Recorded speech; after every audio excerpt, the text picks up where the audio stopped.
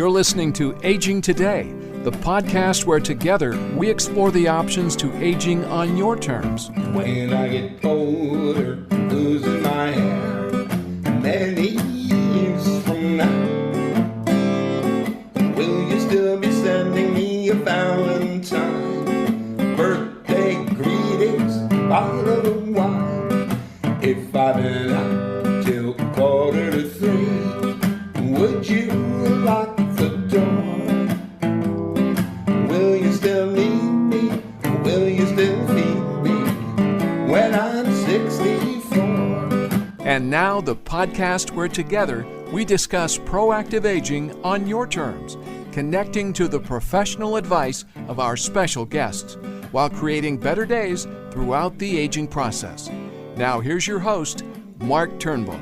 And welcome back to another lively discussion on Aging Today. We are the podcast where together we explore the many options to aging on your terms. You can find Aging Today and our past 8 years of programming on our website. All you got to do is go to your internet and put into the bar at the top, agingtoday.us, and you can follow all of the podcast past programs. There's over 500 of them, believe it or not. And we're going to add another one today, and I'm very excited about the podcast that we're going to add today, the conversation that we're going to have with our guests.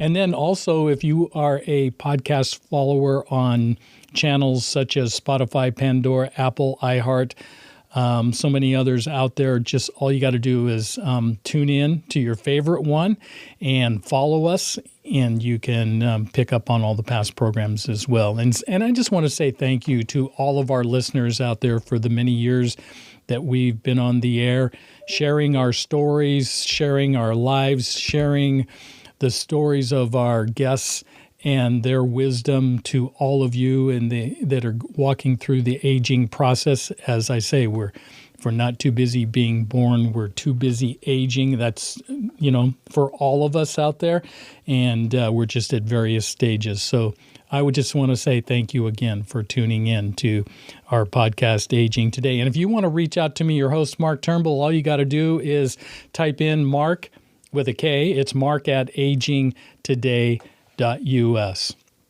Well, we are very blessed to have on the show today some friends of the show. They've been on here in the past, and great interviews that we've had with them with their life's work. And today is no exception.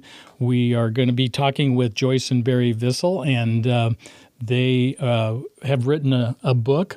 It's called A Mother's Final Gift, and we're going to take a deep dive into that.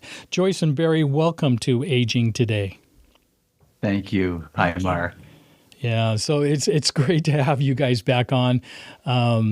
Remind our listening audience, our last conversation, we talked, and I should have prepared for this, and I didn't, but what did we talk about the last time you guys were on? The last time it was shortly after our 10th book was published, which is A Couple of Miracles. One couple, more than a few miracles. And it was all about, really, it's our story. Yeah. Going from miracle to miracle, stringing them all together. Yeah, and the book is chock full of the miracles and the things that, how you guys have lived your life, and you've lived it well. And now we're going to continue that conversation, but we're going to take a little bit different dive into your lives, but we're going to do it through the eyes of, in particular, of Joyce and her mother, and Barry yourself. You finally became a son, and she became your mother. I think that was remarkable. A great story in that, and we'll get into that a little bit later. But for those that don't know you, we always start out our show with, what's in your story. Tell our listening audience, those that are tuning in for the first time, a little bit about you and what's in your story. Well, we're a couple, and we've been together for 59 years. It's a long time.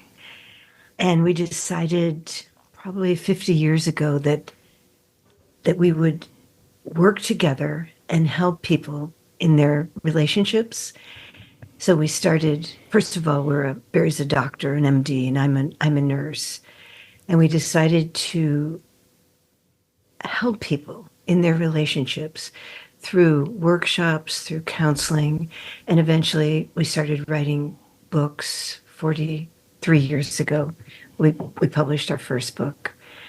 And that's what we've been doing all these years, is helping people to have better relationships, helping people to tune into their heart, to their own guidance, their power and their beauty. Go ahead, Barry. Well, last month, Joyce and I both turned 78, and we hope that we have actually many more years, because this work is so rewarding. Even to, like, we're doing a couples retreat starting this week, for this weekend, and just to watch the possibility of couples who are actually really shut down to each other, to watch them open up again and have a whole new relationship. How gratifying is that? Yeah.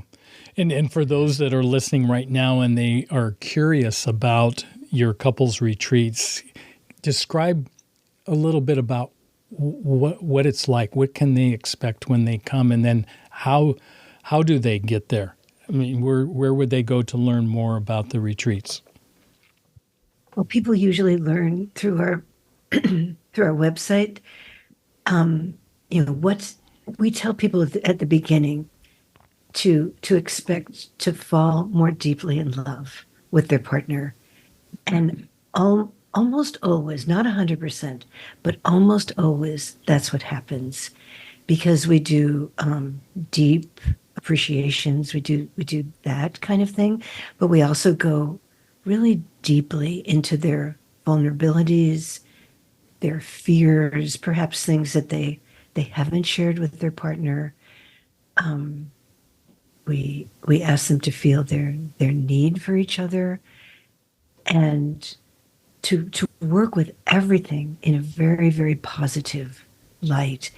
And people open up to each other. Couples open up to each other, and because it's a group and they're hearing from other couples, they don't feel so alone in their struggles, and that's of enormous value, because most people look out and they see other couples and they imagine that everyone is happy, everything is perfect, but just look at Facebook and everybody's totally happy. Mm-hmm. But people, all relationships have struggles, have challenges. Us too. We've had a lot of deep challenges, and it's all, we work with it, and it's all brought us to a place of being even closer together. Yeah, and that came out in our first conversation, when you told the story about your story and how you guys have lived your life, and it's not a book that was anything that sugar-coated, wasn't glossed over. I mean, you gave all of the warts and all. Yeah, and some of the warts were pretty big, like me having an affair with Joyce's best friend. Mm-hmm. That was a big wart. Yeah, yeah. But you've overcome that, and you're a living example, and that's what I love about you too, is that you're so transparent. And from your life lessons, we all can learn, because one of the things I used to tell my boys when they were born, I said, wow, this is a great opportunity for a legacy that I get to pass on. And I'm going, well, what is that legacy? And the legacy that I determined was that life is about relationships. Yeah. Mm. And as we build those relationships throughout our lives, whether it's in work, play, business, or whatever, that, it's about loving, respecting, and protecting all of our relationships. So I'm totally on board with you too. And I love the way you write, that you put your adventures on paper so that we can all experience and relate to what you've gone through in your lives. Yeah. So this that brings us to this book, which I don't know if you can see it right now. Yeah. Well, I have a copy here in front of me. Okay, great. Yeah, great. it's called a Mother's Final Gift. Yeah. And so, what was the inspiration behind the writing of A Mother's Final Gift? So, so my mother, when I was 27 years old, she took me aside and she said, my mother was totally healthy. So it's not like death was imminent or anything. But she said, when it's my turn to die, I want you to be happy for me. And it felt like the strangest thing. Why would my mother say such a thing? And I said, I could never do that ever. And she said, I want you to do that. I want you to be excited for me because I am excited. I know that my Creator has planned the best adventure for the last. And that's how my mother lived her life. She wasn't afraid to die. She lived fully and completely loving. But, a lot of people live their life afraid of that final thing. Yeah. She was not afraid. And she really truly felt that it was going to be her best adventure. Now, my mother died in a way, some people die in their sleep. Some people die, of a heart attack and they're gone really quickly. This was a slow death, and it was like the kind of death that none of us really want because she was in a lot of pain. She was incontinent. She was helpless. But, she didn't let any of it get in her way of knowing that this was to be the greatest adventure. It was kind of like, she just didn't let any of it get in the way of her joy. Yeah. What was at the center of her life that made her so different, that she had such a clear perspective on her life and how she wanted to end it? Well, her mother... Before you say anything, I want everybody to look at her. Okay, look at this picture. Can you see it? No, and actually, this isn't on audio. This is audio only. This. Oh, I'm sorry. Yeah. I'm sorry. Yeah. No, that's okay. So there you go. Yeah. So you're gonna have to imagine. Yeah. So what made it so paint the different? picture for us. Okay. Yeah. So my mother's parents were immigrants that came from Sweden, and they were very poor. My grandfather was a coal miner, and they had 7 children. My mother was the 7th child, and then her mother got pregnant again, and she actually died with giving birth to the 8th child. And before she died, she told my mother, who was only 6 years old, she said, I will never leave you. You will always feel my love. And that's the way my mother lived her life, feeling that her mother would always be close. And her father died when she was 16. So basically she was an orphan when she was 16. But it forced her into a deep spiritual life. And I feel that that's why she had this feeling that death is a great adventure. And so when my mother was dying, even though she had all these things, the helplessness, the pain, all the things that none of us want, she also was so aware of the place where she was going.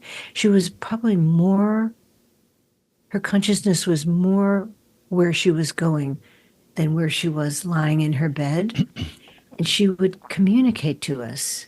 Her actual dying process was about a month long, and she would communicate things that she was seeing.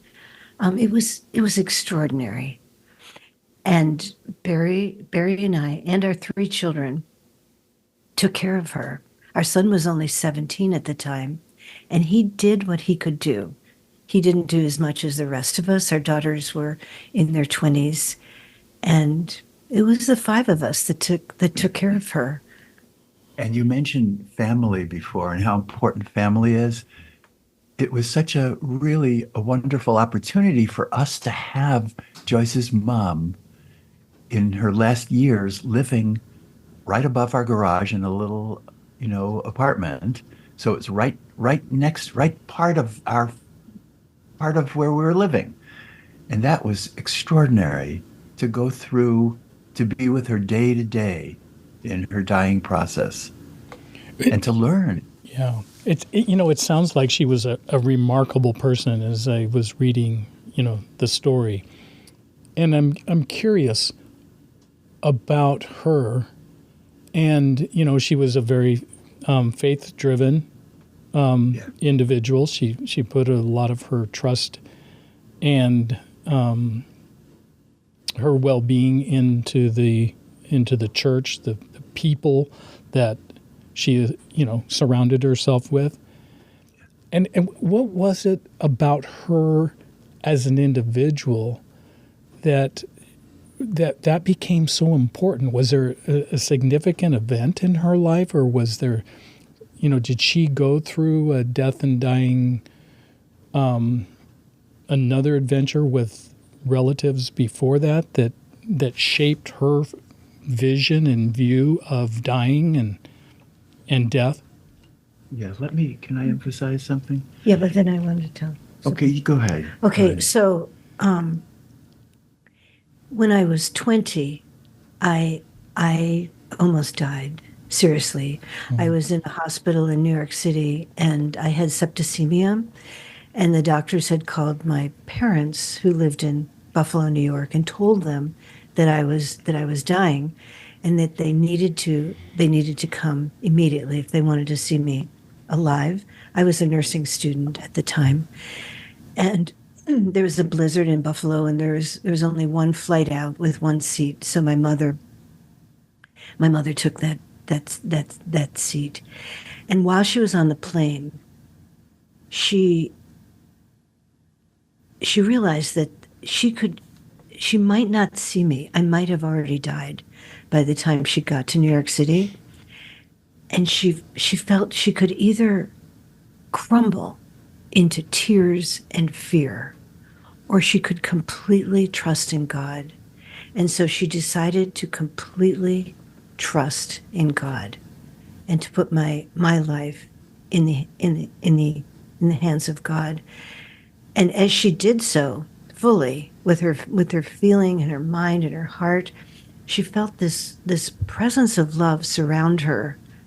And that presence of love stayed with her throughout the rest of the plane ride and the taxi ride into the hospital. And when she got to the hospital, there was I had actually left my body, and I was watching my mother come in, and there was a circle of doctors outside the room. And as my mother approached, they said, Mrs. Wallenberg, I'm sorry, there's nothing more we can do, and we feel that we're losing your daughter. And do you want us to come in the room, because she doesn't look the same? And my mother said, no, I'm going in by myself. And she still felt this light, this presence around her.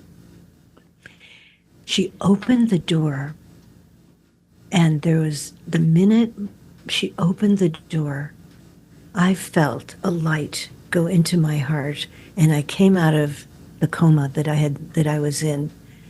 And my mother walked over and she said, I'm here now. And I said, I need you so much. And I feel 100% that it was my mother's love and her trust in God that really brought me back. Whereas the doctors and all, this was the Columbia University Hospital, the best one in New York City. Everything that could be done was being done. So even the best medical knowledge could not bring me back. But her carrying this light brought me back to life. Yeah. And I think that also had a very big influence on my mother. Yeah.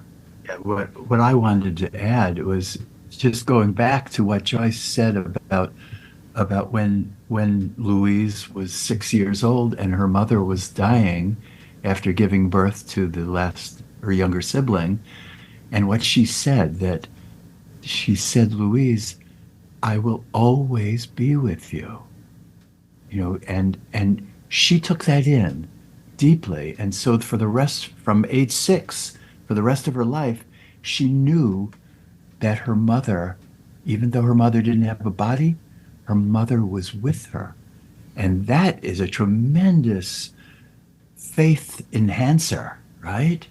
To know this, to know that there's this unseen love, and that translates to God, it translates to spirituality, but that's how she lived her life. And at the same time, she was in other ways very ordinary, and she had all of the quirks and problems, and we had trouble with her sometimes, and she had trouble with me.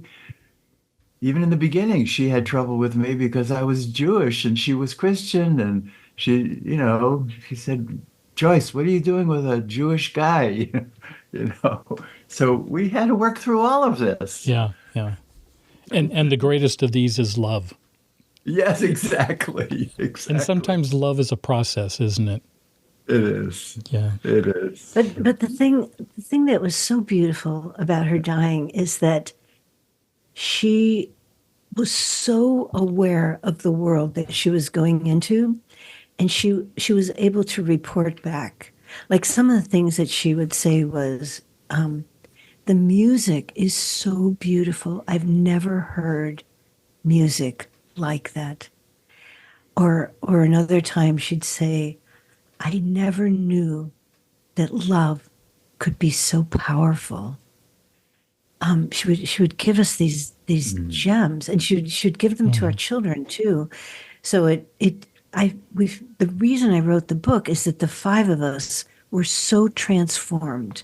Yeah. And how could we fear death when my mother entered into it with such a feeling of inspiration?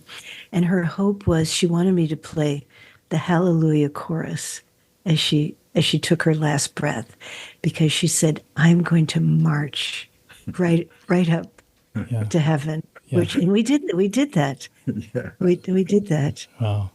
It was just it was really such an extraordinary experience. Another thing that happened was my mother had a lot of visitors, and at a certain point I said, she actually said, I really can't have any more visitors.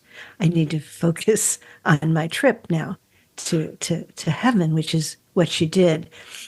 But at one point, I was going up to check on her, and I heard my mother like talking to all these people, only I could only hear her voice. But she was saying, like, she was mentioning all of her siblings that had passed on before and her parents. And she was having this animated conversation, and of course with my father also. And I walked in like, wow, it sounds like a party. And the room was empty. And it was just my mom in her hospital bed. And she said, Joyce, my whole family came. Isn't it beautiful? And she pointed across the room and she said, there's my sister Gerd and my sister Dora, and there's my mom, there's my dad. And she said, and of course your dad is right here. And she would point, and I wasn't seeing anything, but I knew something so important was happening. She was having this visit from her family to reassure her that she was coming home to a beautiful place. And then all of a sudden Right. And then she said, oh, Bill, what are you doing here? And she pointed to the door, and she said to me, Bill just walked in. He's still alive. Why is he here? She was very confused about it. And I was too. I knew this man to be a minister, and she was very, very, very, very close to him. And it was several months after my mother passed on that we I got a letter from Esther, his wife, telling us that Bill had passed on shortly before my mother. None of us knew that, but he came into that room to be with her. It just makes it so real, when that we're never really separated from those that we love. What was it about her? Did she have a spiritual gift where she could see these things, or do you think it was? How would you describe it, and how would you respond to the skeptic that says, "Well, she's just hallucinating and whatever"? How do you respond to all that? Because it was real. It seemed it was very real, and it's actually kind of a common experience. Hospice nurses describe that this is not at all unusual. My father was an engineer. He always saw things kind of black and white. His for recreation, he read engineering books. He was a scientist. And my dad, not as dramatic, but he had the same experience. 2 days before he died, he woke up and there were his parents in the room. And he told my mother about it. So I think it happens even to ordinary people who really are skeptics. Yeah. They have these visits. And I think, go ahead. It's not about, I know it's hard, you can't talk people out of the feeling that this is a hallucination, right? Right. You can't. But there's something that is so inspiring about what happened, and that's why we had to make it into a book. It touched our hearts and opened us deeply. Mm-hmm. I want to share one kind of funny experience. At one point, we actually thought she might be dead, and we tiptoed up to her apartment, and we walked in, and I took a peek across the room. It looked like she was dead. I couldn't see her breathing at all. And I whispered to Joyce, I think she's passed. And so we just very quietly and reverently walked close to her. And suddenly her eyes opened and she yelled out, "Merry Christmas!" and this was when? This was August, right? Mm-hmm. And she said, "Isn't it Christmas? Look at all the lights. There's so much light around." Mm-hmm. And that's what she was saying. Yeah. But meanwhile, we almost died. Our hearts almost stopped. I can imagine. Yeah, sure. So how did you go ahead? Another reason that I wanted to write this book is just to inform people how special it is to include hospice into the dying process. So many people feel that, well, you call hospice maybe 2 days before the person dies. And that's what generally is done. And so, but hospice is wanting, at least the hospice in our city is wanting people to call much earlier, mm-hmm. so that a real relationship is formed. And we had a real relationship with the nurses, especially with the chaplain who came every week and was just so comforting. We had a volunteer, this young man. I asked my mother what kind of volunteer she wanted, and she wanted a young man. Mm-hmm. And it was like, he was like 45. Mm-hmm. And she treated it like a date. He would bring her flowers and talk to her about golf. And, these people from hospice were just an extraordinary help and support. So that was another reason for people, like, not to be afraid to call hospice. Yeah. People feel, if I call hospice, then people are going to think, they're going to die tomorrow, so I shouldn't call them. But yeah. It's important, and it's a beautiful, beautiful thing. Yeah, or there's the fear that if I do call hospice, it's going to push her death even more imminent than it was. Right. And right. It's really interesting how as humans, we think that way, and I'm not sure why we think that way, but it's very common amongst us, all of us.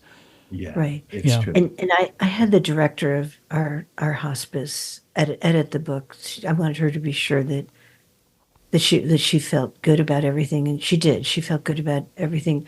The only thing she had me change was one of the nurses came in a mini skirt, and she said she'd like to create more of a professional kind of feeling, even though the nurse did have that. Yeah. I'm But curious. anyway, we should just, say that, again, the title of the book is A Mother's Final Gift. And, you can always find us at sharedheart.org. And everything, all of our story and our books and everything are right there.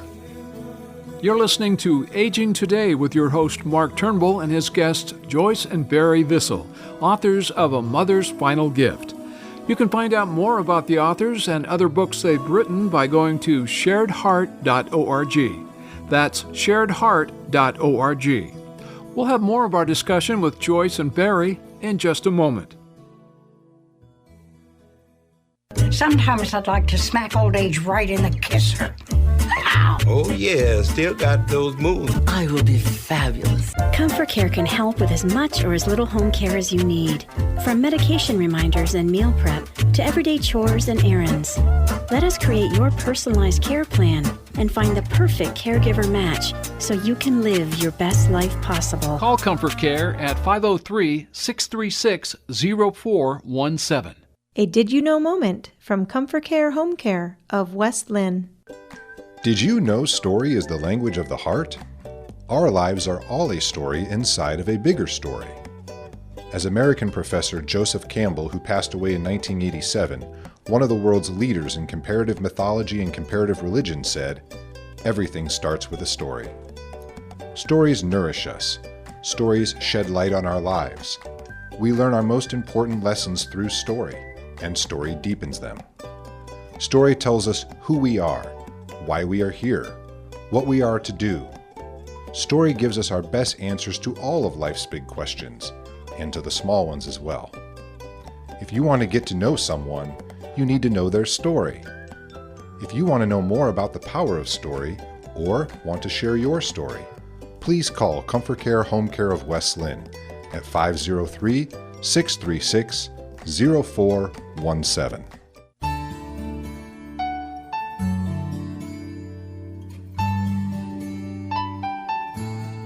And now, more of our conversation with Mark Turnbull and his guests Joyce and Barry Vissell, authors of A Mother's Final Gift, here on Aging Today.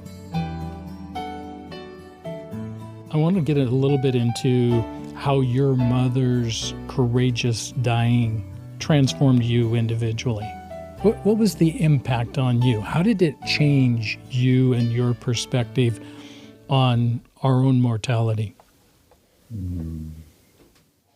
Well, I mean, to see her go in such peace and to be communicating. So the last time that she was, I mean, her body kind of lingered on a little bit longer, but the last time that she was conscious, and I feel that her spirit was leaving, she would say things like, "I never knew it could be so beautiful. And there's nothing but love where I am going. And there's so much light."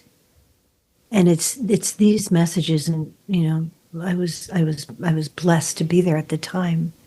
There's these messages I'll never forget. So whatever challenge I'm facing, I need to remember exactly what she was saying. That there's so much light and there's so much love. Yeah. So our whole family, Mark, our whole family was really changed. Mm-hmm. We carry this fear of death or the fear of dying.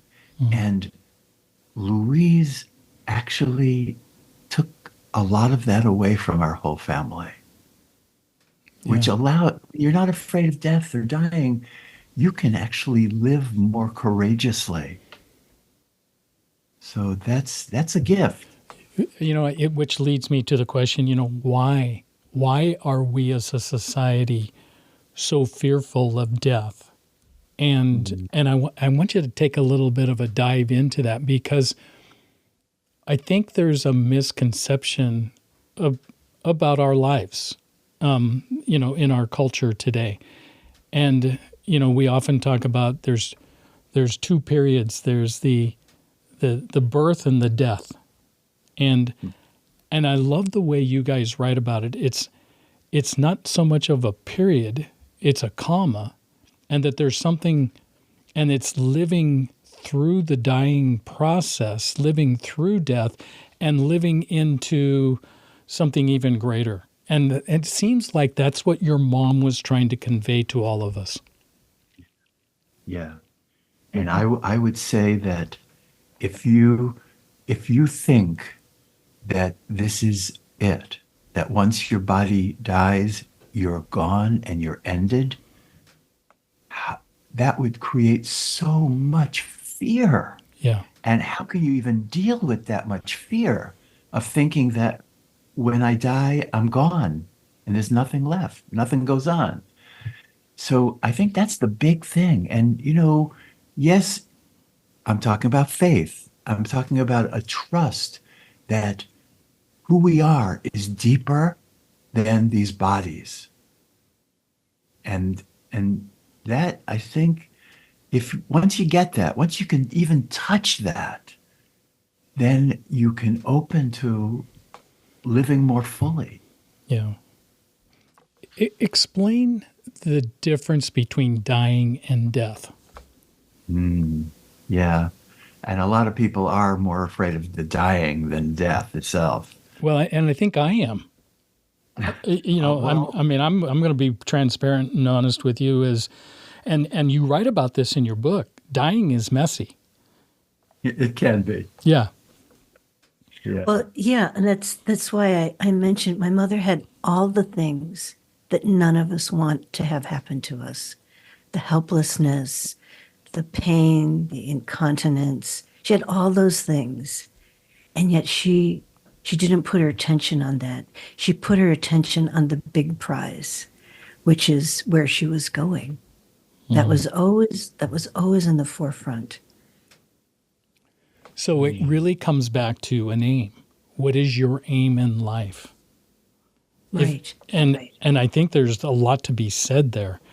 If you aim high, if your aim is higher than even death itself, it will change the way you look at this world. When you change the way you look at things, the things you look at will change. Exactly. Right. Exactly. Right. Yeah. Yeah. Yeah.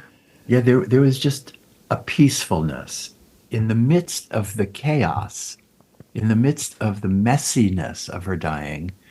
There was such a peace that it was contagious. And I can remember so vividly walking into her little apartment. And even though she was going through all the human stuff and the physical stuff, I would feel uplifted, that there was an energy, there was a spirituality that was palpable. You could feel it just by walking in the room. Mm-hmm. And I was always amazed by that's really the true experience that's happening. Yeah. Even in the title of your book, A Mother's Final Gift, what was the gift that she gave you? Are you able to, is there one gift? Is there many gifts? Is it general? Is it specific for each of you and for your family members? Because I get the whole gift thing, but what was it for you as individuals, the gift that you received about her life? For me, it was just a reinforcement that death is actually part of life and part of a journey that we're on. And it's the feeling of being on a journey that goes beyond one life. That, for me, is probably the biggest gift of all that she gave.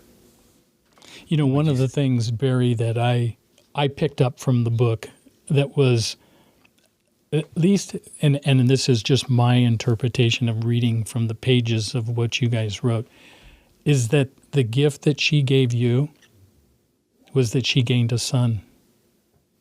Oh, Well, that was, I wouldn't say that was the biggest gift, but that was wonderful because, you know, I was helping her. I would help her get to the bathroom. I would help her pull down her pants and sit on the toilet. And I would wipe her. And these are like really earthy things. And she would look at me, and she looked at me at one point. She said that even her own blood son, you know, wasn't as much of a son as I was in that moment. Yeah. And yeah, that's when she said, you're really my son. And that really just touched me deeply. And you know, a lot of people don't want to be a burden on their children. I think that's a big fear. And we took care of my mother. It was not, you know, it was hard. Sometimes it was really hard. But what we received is so huge. And I will always be grateful for my whole life that we got to do that. We got to have that experience of taking care of her, and that our children got to have that experience also. Yeah. You know, there was a passage in your book, and you write this. You say, death is a part of living, not the end of living. And that just jumped off the page to me. It just, it made sense. And, you know, it goes back to, you know, we were having that conversation about the difference between dying and death. And as I, you know, as a hospice owner myself, as an in-home care owner of an agency, you know, I really want to emphasize that hospice isn't about death. It's about living. And it's about living through the dying process and through death to the other side, to wherever that means to you. Because none of us know exactly, none of us are in control of that. But by faith, we have to just let go and embrace what's there. Yeah. Right. It was Joyce's mother's faith, such a deep faith that she was going to have, that her dying was her biggest adventure of her life. Yeah. It's interesting that she called it a venture. Adventure. An adventure. Yeah, adventure. Why would she choose that word adventure? Because it's one of my favorite words, and I get it, because not many people use that word. I use it in everyday living here, but when she used it in the context of dying, I was going, wow, that's another level that I hadn't considered. And why not? Yeah, why not? Why not have it be an amazing adventure? Why not? Mm-hmm. Why not? Yeah, and she did. She made it an amazing adventure to you, and it was a gift to you guys and your family. Right. Yeah. Absolutely. Absolutely. Yeah. You know, another gift that my mother gave me, my father, they had been together, they had 60 years of marriage. Mm-hmm. And my father died 8 years before my mother. And my parents were so close, you know, so connected. And I wondered what would life be like for my mother without my dad? And she maintained all of those 8 years that he never left her side. And sometimes I'd go check on my mother, and she'd be just sitting on the couch, not doing anything, just sitting there. And my immediate feeling would be guilt, like I should be with her, I should be taking care of her, doing something. And I'd say, "How are you doing?" And she'd say, "I'm great.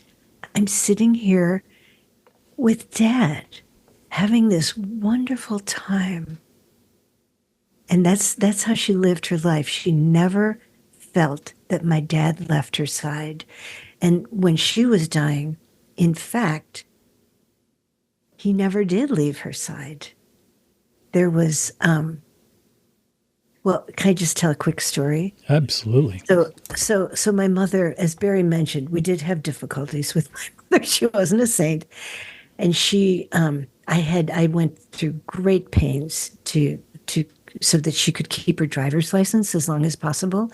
And she did. She drove till she was 89 on little streets, not on the big streets. And then she wasn't safe anymore. And we needed to take her driver's license away. And she could not forgive me. And she talked about it. Every visitor that came, she talked about how mean I was to take away her driver's license. And I had my brother talk to her. That didn't do any good. I had the minister of her church talk to her. That didn't do any good. Barry talked to her. That didn't do any good. She just maintained that was so unfair that I had done that to her. And so I was visiting with my mom. This was maybe 6 weeks before she died. And I said, Mom, you need to forgive me for taking away your driver's license. And she said, you shouldn't have done that. And then she closed her eyes for a long, long time. I thought that maybe she'd fallen asleep or something. And she opened her eyes and she said, "I just had a talk with Dad. And he told me why you did that. And I apologize. You did the right thing." Isn't that something? Yeah, it really is. He had seen the whole thing. Yeah. And again, you can chalk that up. Okay, that's another hallucination, but no. No. I was grateful. I mean, finally I was off the hook with that one. Joyce kept thanking her dad. Yeah. Thanks for getting through to Mom. And that is a very touchy subject with a lot of seniors. And, exactly. Because that does symbolize your independence. Exactly. Right. And that have taken away from you is devastating to many. Right. Exactly. And none I had her talk with the three, my brother and the minister and Barry were the three most important men in her life. They couldn't get through. But my dad on the other side, he got through to her. Yeah. Oh, thank goodness for that, huh? Yeah. Yes.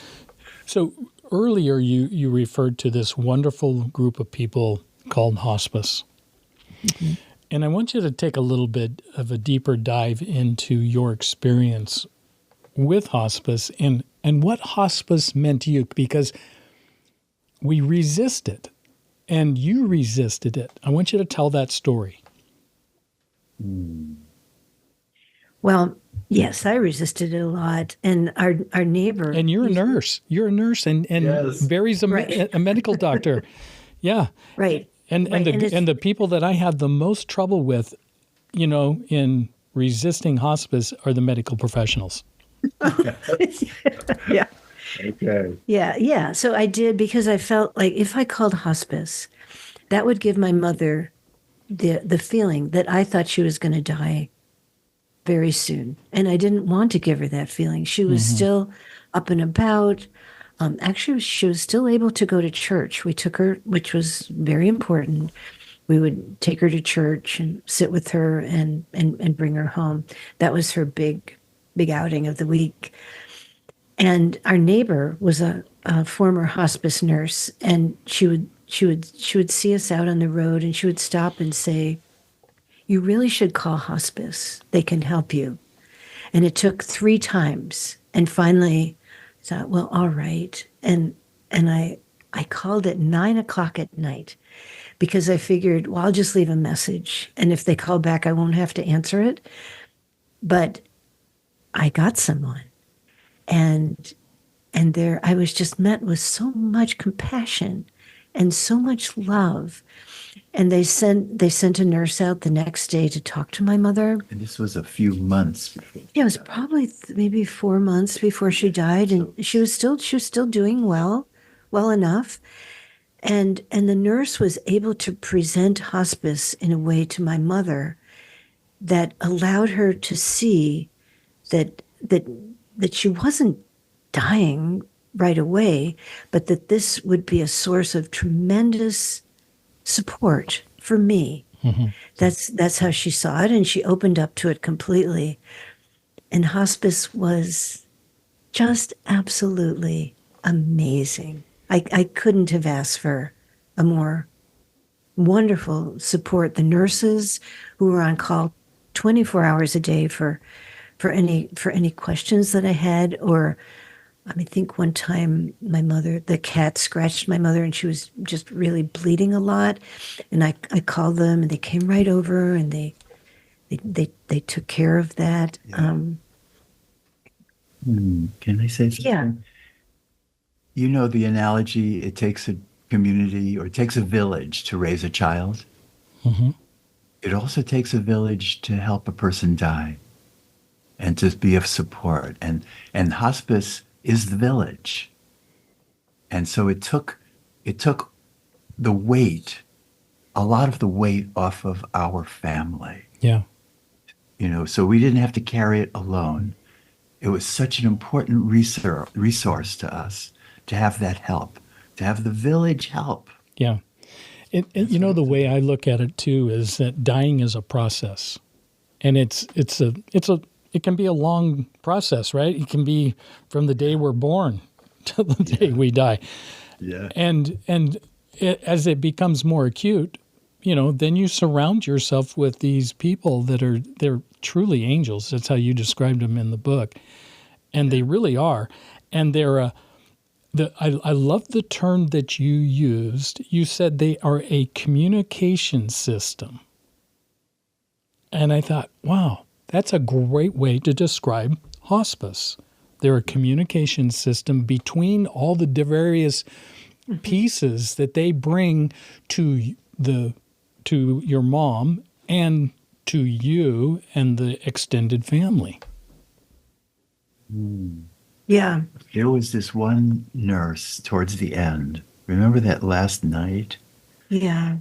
And we were sitting, it was late at night, and Joyce's mom was by then unresponsive, but still breathing. And this nurse, she just kept pointing out beauty. She said, look at your mother's face. Look at how beautiful she looks right now. I mean, who does that, right? Yeah. When the person is dying, she was pointing out beauty. And we were energetically just spent because, well, I feel her spirit had left, but her body was somehow still breathing. But she couldn't hear us. We tried moving her. There was no response whatsoever. But we felt we needed to be there until the end, and we were beyond exhausted. And this beautiful nurse came and spent probably 3 hours with us until midnight. And she said, "You need to go to bed." And we're like, but we can't. But how can we do that? She still has this breathing. And she said, "Why don't you bring the cat in?" And my mother had this cat that was very, very devoted. We brought the cat in. The cat went right up on my mother's chest and purred, I think, throughout the whole night, and just was there in a protection. And then the next day we were more alert, and we sat with my mother another several hours, and she did have that final breath. Yeah. That's what they call pet therapies, and I'm always amazed at how animals can feel and sense our pain and become a therapy to each of us and can bring peace. They can bring comfort. I'm just blown away by that. Yeah. So the hospice took away the guilt that we were feeling, and just gave us, just so much support. Yeah. And after she died and she had that final rest, the hospice nurse with the little mini skirt came, and she was just so chipper and so sweet, and she pointed out the wrinkles in my mother's face, and she said, "You see, she lived her life with purpose and with love." And she just looked over at my mother's whole body and pointed out this beauty, and she helped me to dress my mother in her favorite little pink suit that she wore on special occasions, and she was being cremated, but she wanted my mother to look her best. Sure. Yeah, and that special people of hospice. Yeah. Yeah. And I want to conclude with this, and I think that a lot of people, just want to have this conversation amongst the family members, and it's so difficult.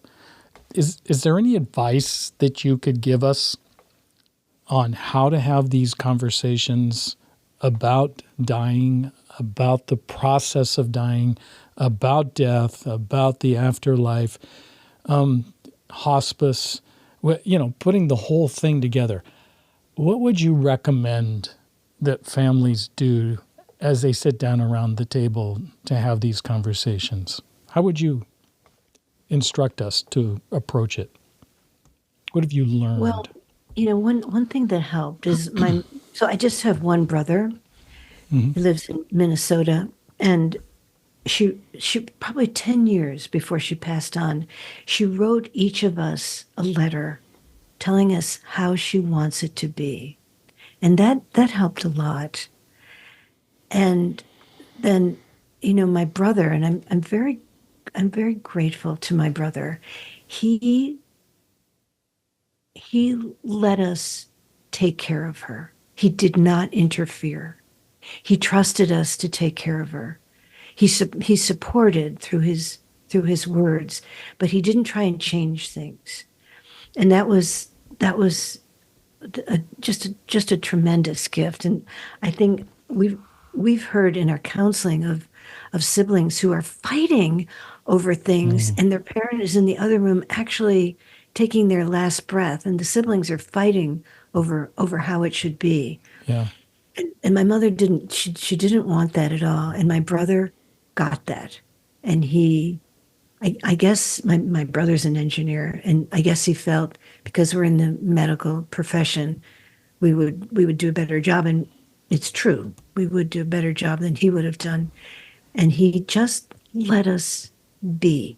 And his presence was one just of love. Yeah. That takes a tremendous amount of humility on his part, and to be able to do that. Yeah. Yeah. But you're right. Communication is always the key.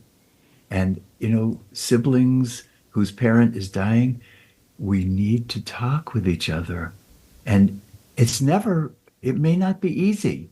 The first person who says something has to get over that hurdle of, oh, how can I bring this up, right? Yeah. But we need to talk about it. We're all, like you said, we're all dying. Yeah. Maybe in a long time from now, or maybe tomorrow, but we're all dying, and we need to talk about it. Yeah. We need to just talk about it. Yeah. We work with couples. Couples need to talk about their relationship and where they're headed. Yeah. And we even have couples talk about their dying. It's all important.